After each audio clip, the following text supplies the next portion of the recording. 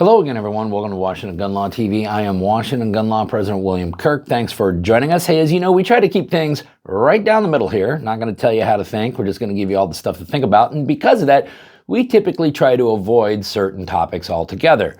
The Israeli-Palestinian conflict, for example. No need for us to go there. No one cares what we think. Not touching it with a 10-foot pole.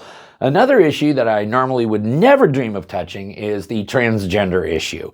A big issue out here in Washington, one that we have to deal with, but nobody tunes into this channel to listen to me talk about that. Unless, of course, we start talking about disarming an entire segment of population. And that's what has been occurring in the last 24 hours. Some of you are just jumping for joy. Other people are freaking out. It's kind of funny to see who's jumping for joy and who's freaking out. And that's one of the things we're going to talk about today. So today, let's slow it all down. Let's connect the law to this, and let's have a conversation about a transgender gun ban.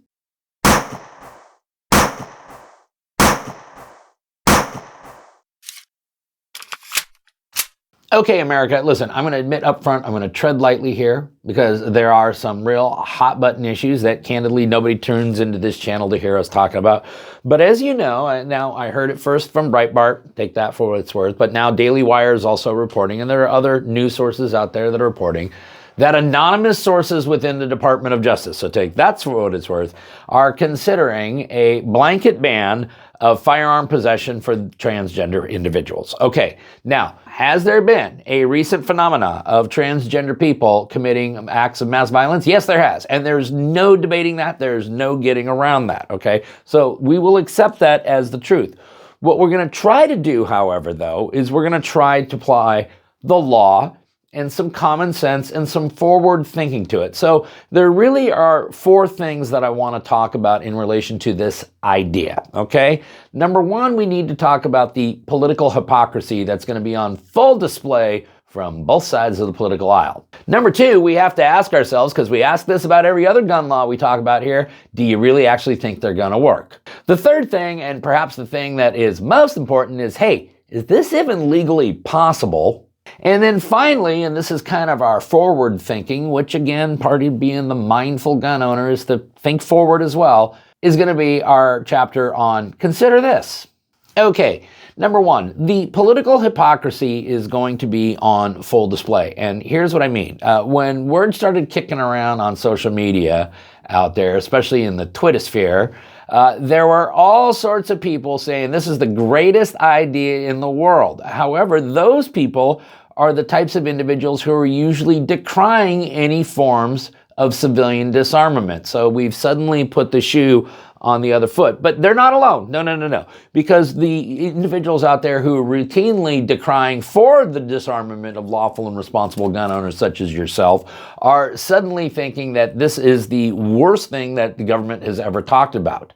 And so we really see this juxtaposed position from the both ends of the political spectrum, which begins to again illustrate American political hypocrisy, which is not unique to one side of the aisle. Now, it certainly may be more prevalent on one side of the aisle currently, but that's what discredits most of the American political system, is this horrible case of hypocrisy that we suffer from.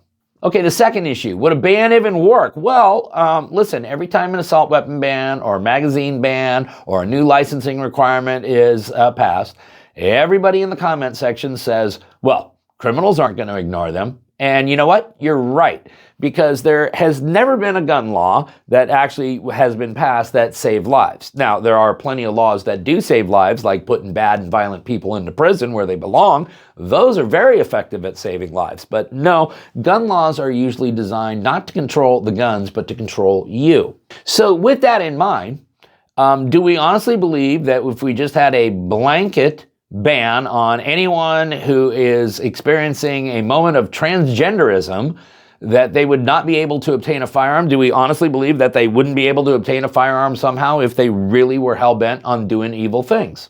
The third thing we need to talk about, perhaps this is our forte here at Washington Gun Law, is this even legally possible? Well, there is a statute that says there are certain groups of individuals in this country who can be disarmed. Now, I will let you know that there are significant constitutional challenges going on to portions of them, But right now, 18 United States Code Section 922 subsection G reads, "It shall be unlawful for any person, one, who has been convicted in any court of a crime punishable by imprisonment for a term exceeding 1 year, 2, who is a fugitive from justice, 3, who is an unlawful user or addicted to any controlled substance, 4, who has been adjudicated as a mental defective or has been committed to a mental institution, 5, who, being an alien, A, is illegally or unlawfully in the United States, or B, as except as provided in subsection Y2, has been admitted to the United States under a non-immigrant visa,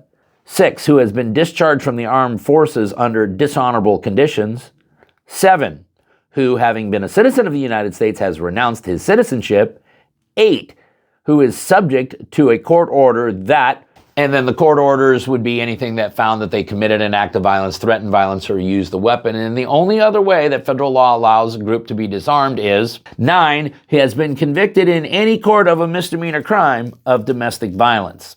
Okay, now, if we really dig into this statute, we would see that really there's only one section that may potentially apply, and that is 18 United States Code Section 922 subsection G4, which states who has been adjudicated as a mental defective or who has been committed to a mental institution. Now, I'm not going to engage in any kind of medical or scientific debate about whether transgenderism constitutes a mental health issue. I have my own personal feelings on it. They are irrelevant to this discussion. But let's just assume an arguendo that transgenderism is in fact a mental health condition, which it very well may be, okay? But for the sake of this hypothetical, we're going to assume that it is, all right? The statute still requires that the person be adjudicated as mental defective, which means there is a finding by a court of law that they are mentally defective, or it also requires that a court of law involuntarily commit them into a mental institution. So merely having a mental health ailment does not, in and of itself, standing alone, qualify people for disarmament. And if it did, ask yourselves this: would you want to be able to be disarmed for suffering any of these types of mental health issues? PTSD. We have a lot of first responders, combat veterans, and otherwise normal Americans who have been through some kind of horrific trauma who clearly suffer from PTSD. It is a mental health ailment. Does that mean that standing alone, the mere diagnosis, should disarm them? Phobias. Many phobias are considered to be irrational fears or a type of anxiety, which is a mental health disorder. Many people have phobias. Some of them are a little ridiculous in my opinion, but you know what? It's real to them. Should they be disarmed though because they have a fear of heights or a fear of spiders?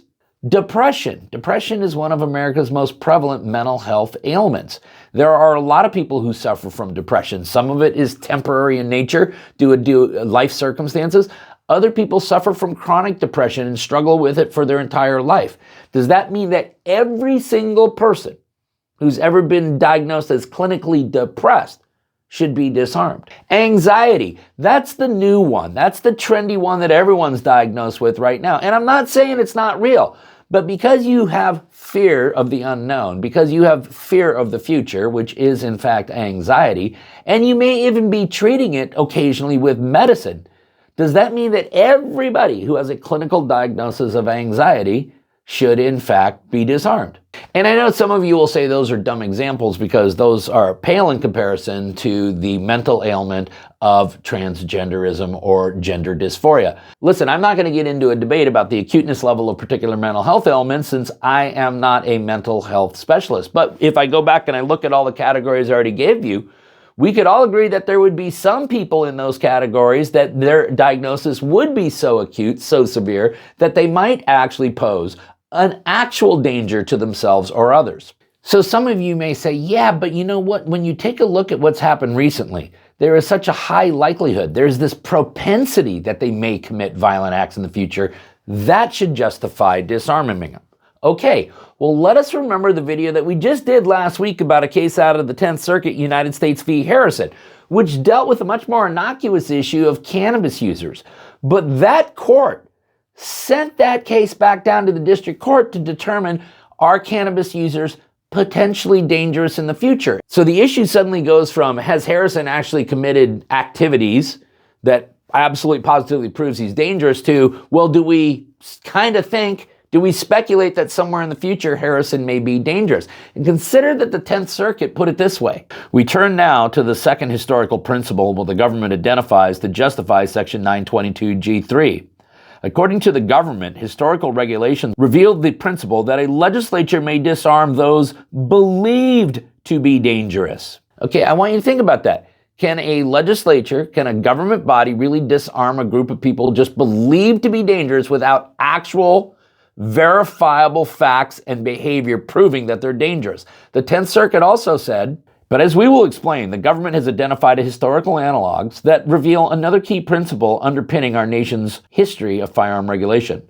Legislatures may disarm those believed to pose a risk of future danger. And the 10th Circuit even went on to further state, we thus agree with the district court about one reason why our predecessors disarmed certain individuals, to prevent dangerous people from possessing arms, but disagree about how they made those determinations. They look both backward and forward. And we talked about it at the time, and we will say it again, that is a very, very dangerous rule of law that would allow state legislatures almost to enact their own minority report. And so that leads us to the last thing I want you to think about here, which is consider this. And what I want you to consider is what happens when the political winds shift? What happens when the shoe's on the other foot? What happens when somebody entirely different is in the White House and the Department of Justice is entirely different?